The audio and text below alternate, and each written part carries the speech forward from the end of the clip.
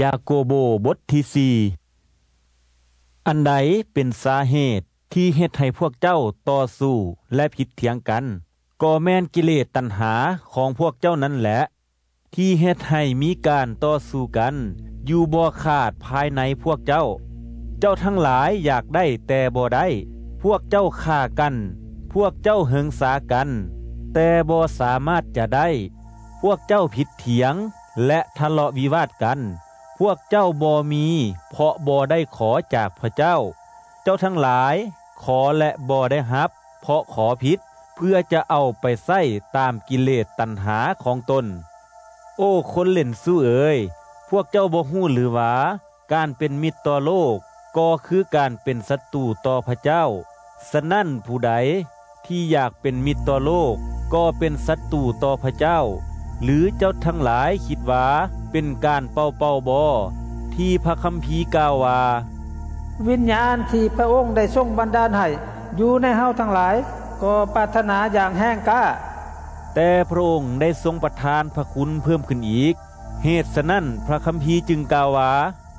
พระเจ้าทรงต่อสู้คนที่จองหองแต่ทรงประทานพระคุณแก่คนที่ถ่อมใจลง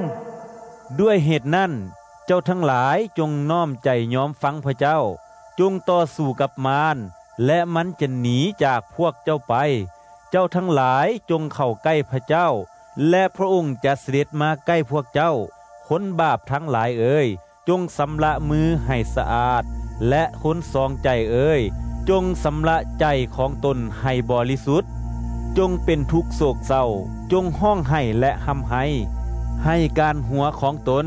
กลับกลายเป็นการโศกเศร้าและให้ความยินดีกลับกลายเป็นความเศร้าหมองจงทอมตัวลงซ่องพระภาคองค์พระผู้เป็นเจ้าและพระองค์จะทรงยกพวกเจ้าขึ้นพี่น้องทั้งหลายเอ่ยอย่าเว้านินทาซึ่งกันและกันผู้ที่เว้านินทาพี่น้องหรือกล่าวโทษใส่พี่น้องของตนผู้นั้นก็เว้านินทาต่อกฎบัญญัติและกล่าวโทษต่อกฎบัญญัตินั้นแต่ถ้าเจ้ากล่าวโทษต่อกฎบัญญัติเจ้าก็บ่เป็นผู้ที่รักษากฎบัญญัติแต่เป็นผู้ตัดสินกฎบัญญัติมีผู้ทรงแต่งตั้งกฎบัญญัติและผู้ทรงพิพากษาเพียงแต่องค์เดียวเท่านั้นแหละ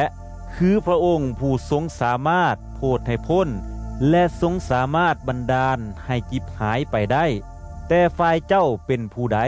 ที่จะกล่าวโทษใส่เพื่อนบ้านของตนดังนั้นแหละเจ้าทั้งหลายที่เคยเว้าว่ามื้อนี้หรือมื้ออื่นพวกเขาจะเข้าไปในเมืองนั่นเมืองนี้จะพักอยู่ที่นั่นปีหนึ่งและจะค้าขายเอากำไรพวกเจ้าบ่ฮู้ว่า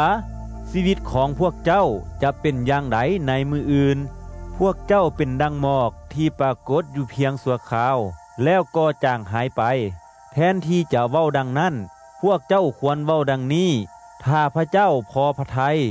พวกเขาก็จะมีชีวิตอยู่และจะเฮ็ดสิ่งนั้นหรือสิ่งนี้แต่ว่าเดี๋ยวนี้เจ้าทั้งหลายโอ้อวดด้วยความถือตัวการโอ้อวดอย่างนี้ก็ล้วนแต่เป็นความชั่วดังนั้นถ้าผู้ใดฮู้ว่าอันใดเป็นการดีและบ่เฮ็ดผู้นั้นจึงมีบาป